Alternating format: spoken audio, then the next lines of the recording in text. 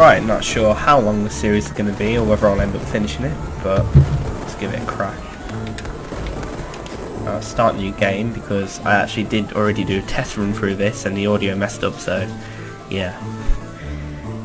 Now, I remember playing this game when I was about, I don't know, 10 or 11 on the actual Game Boy Advance console at the time. I had the cartridge, and hold on, didn't seem too good. Dialogue isn't. Oh, okay. I had to actually press A for the dialogue to pop up. There's nothing about the starry sky at night to. Oh, sorry. There was nothing about that starry sky that night to suggest that strange and mysterious things would soon be happening. Alright, so basically, you get the gist of it. It's more or less the start of Harry Potter the movie. Now, there's one thing I sort of want you to prepare yourselves for. If you haven't seen Harry Potter the Philosopher's Stone on the GBA before, well, let's just say the graphics aren't exactly too brilliant as far as Game Boy Advance games go. I mean, well, yeah, look at that. It's quite messed up. I could probably do a better job in paint than what they've done, but oh well. I mean, what you're seeing there is supposed to be Malfoy and his two goons. Can't quite remember the names of his two goons. Well, if it isn't the famous Harry Potter, you want to watch the company you keep. Alright, Bloods and Riffraff. Well, Malfoy's being a dick as usual, because, you know, that is his character. And Harry's, from the looks of it, it's just started you off just as you've started Hogwarts. Seem to already be in Gryffindor from the looks. So, these floating books here are actually save points, and that save there is how far I got in the game on the first part, and it's most likely where I'm going to end it on this part. When I say the first part, the first attempt I tried to record this. So, now, well, yeah, ooh, Nickel Thirsty, what fun. Now, I think he was in the third Harry Potter game on the consoles. I can't remember his name either. Pestus Peeves or something like that? Peeves the Pest?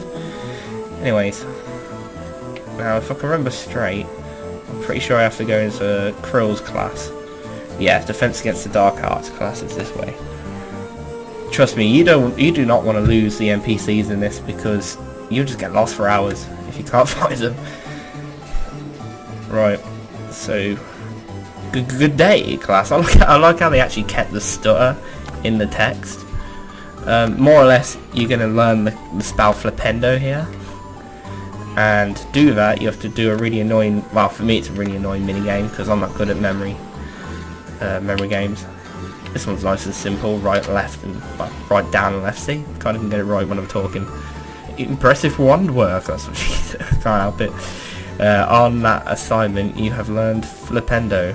Now, let's try to perform at a harder level. Alright, right, down, left, up, left, right, down, left, up, left. That wasn't too bad. Right, down, left, up, left, right, down, left, up, left, right, down? No! What to get down then? That's right, down, left. Sorry about this repeating, but I sort of helps me remember. I have no idea what he just did.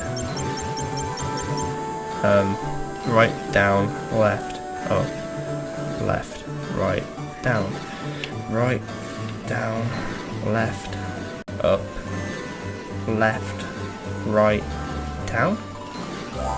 Oh. Good. Now, over that being more annoying when I was younger, I'm not sure if you can fail that actually. I know you can fail it, but I'm not sure if he makes you redo the whole thing if you don't get a certain amount of stars. Now, get ready for probably the first bit of voice recording in a video game, in a GBA game ever. Flipendo!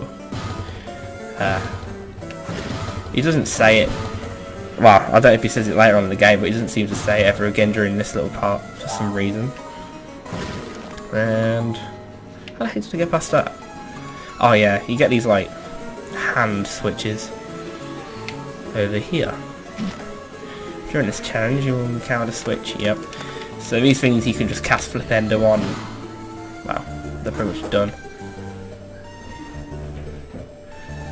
Well, there's an enemy coming up, which personally I think looks a little bit like a homeless old guy what's been tied up naked and left in the basement to starve.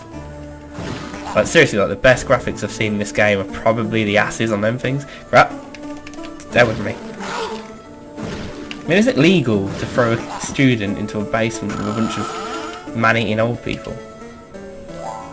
Alright. Well, man-eating naked gnomes. Now pretty much the task of this is to just collect all the stars in order to get out of here. Otherwise, well, you just die here. This first little dungeon area, I suppose, is pretty easy. You've got these hand switches here you can cast into place. Take this guy out. Yeah, I know a lot of what I'm doing here because I only did this about 20 minutes ago when I was doing the first recording. Just there's little bits I can't remember just because my memory's bad, but I remember posting it. Now, you can do a risque thing here and grab the star. What you're supposed to do here actually is go around here and well, the clue is pretty much the hand is facing the direction you've got to hit it, so there. If we get this one done, and that's pretty much moving that there allows us to go further down, because I remember going all the way back to start the dungeon trying to figure out where to go, because I was a bit of a dumbass. Alright, no! Oh, god damn. Alright, don't worry, I'm back in a second. Alright, well that was mildly annoying. Okay, so I pretty much got back to where I died randomly. I should probably learn how to use the save states on this thing. Now those Bertie Bot beans pretty much heal you, so they can be a bit of a lifesaver sometimes.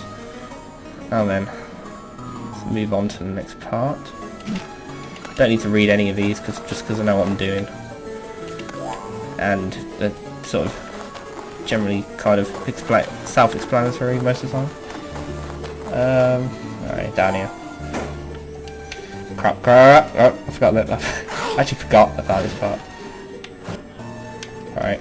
It's really awkward trying to get a decent aim on this. Okay, there we go.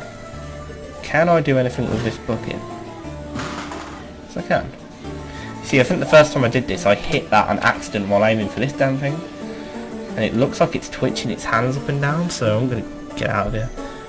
Probably get back up, no mind. Alright. Let's grab that star.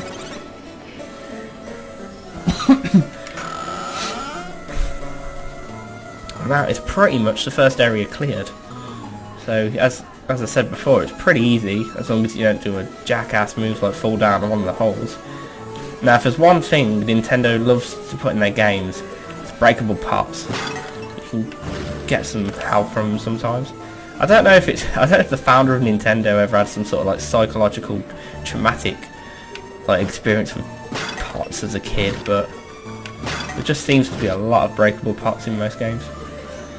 Obviously, the main one being, you know, the Zelda series. Right. So, this is pretty much coming to the end of this part soon. As soon as I get out of here and get whatever reward I get off Quirrell. You mastered the Flabendo challenge. Your reputation will get a push now. Ah, so gained a bit of reputation on the streets. Well done, Potter. That's 20 house points for Gryffindor. Good for you, Quirrell. Good for you. Well, actually good for Gryffindor, I suppose. Now this, guess who this is? I mean, can you guess just from the clearly very detailed like character experience, sprite appearance of this character? Yep, you guessed right. It's Malfoy. Scared of the dark, Potter? And this is, I think that might be Ginny. I considered being late once. Snape took house points away from me for it. Yeah, well that's Snape here. Right then. You're Harry Potter. I know all about you. Okay, so this is Hermione just giving herself the introduction. I remember this. And she's more or less just reminded Harry Potter that he's an orphan. So we can move on from that. Now I'm going to save it here and end this part. So see you next time.